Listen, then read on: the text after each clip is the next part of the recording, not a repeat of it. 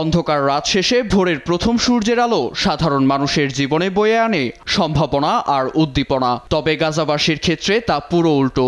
শুক্রবার রাত থেকে শনিবার ভোর পর্যন্ত গাজার আল মাওয়াসি শরণার্থী শিবির, উত্তরের জাবালিয়া ও দক্ষিণের খান ইউনিসে লাগাতার চলে ইসরায়েলি প্রতিরক্ষা বাহিনীর নজিরবিহীন হামলা। এতে বাড়ছে হতাহতের সংখ্যা।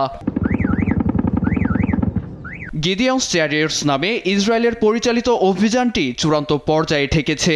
দখলদার ইসরায়েলের প্রধানমন্ত্রী নেতানিয়াহুর ষড়যন্ত্রে ফিলিস্তিনিদের হটিয়ে উপত্যকার নিয়ন্ত্রণ নিতেই তোড়জোড় চলছে বলে অভিযোগ ফিলিস্তিনিদের।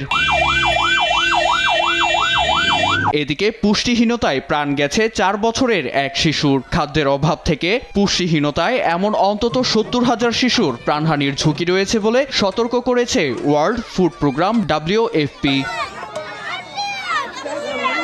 অন্যদিকে গাজায় ত্রাণ সরবরাহ আটকে দেওয়ার পেছনে হামাসকেই দায়ী করেন এক মার্কিন দূত। ইউরোপীয় ইউনিয়নের ভিজিটিং ফেলো মুহাম্মদ শেহাদা বলেন, প্রমাণ ছাড়াই মার্কিন দূতের এমন বক্তব্য নেতানিয়াহুর কর্মকাণ্ডকে আরও প্রশ্রয় দিচ্ছে।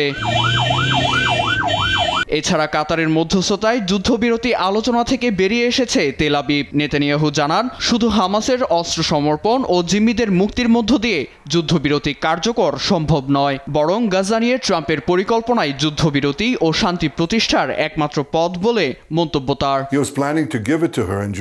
তার এমন মন্তব্যের পর উত্তাল তেল আবিব। শনিবার ব্যানার প্লাকার্ড হাতে নেতানিয়াহুর বর্বরতার বিরুদ্ধে স্লোগান দেন ইসরায়েলি বিক্ষোভকারীরা। নেতানিয়াহু যতক্ষণ ইসরায়েলে থাকবে আমরা কোনোদিনই শান্তিপূর্ণভাবে বসবাস করতে পারবো না। তাকে সরকার থেকে বের করতেই হবে। নেতানিয়াহু শান্তির পরিবর্তে পূর্ণমাত্রায় আগ্রাসনে ব্যস্ত। 58 জন নিরীহের জীবন বাজি রেখে গাজাকেও ধ্বংস করেছেন তিনি। জিম্মিদের ফিরিয়ে আনতে ও যুদ্ধবিরতি কার্যকরের লক্ষ্যে মার্কিন প্রেসিডেন্ট ট্রাম্পের দৃষ্টি আকর্ষণ করেন বিক্ষোভকারীরা। নীরব দাস, নিউজ ডেস্ক, দেশ টিভি।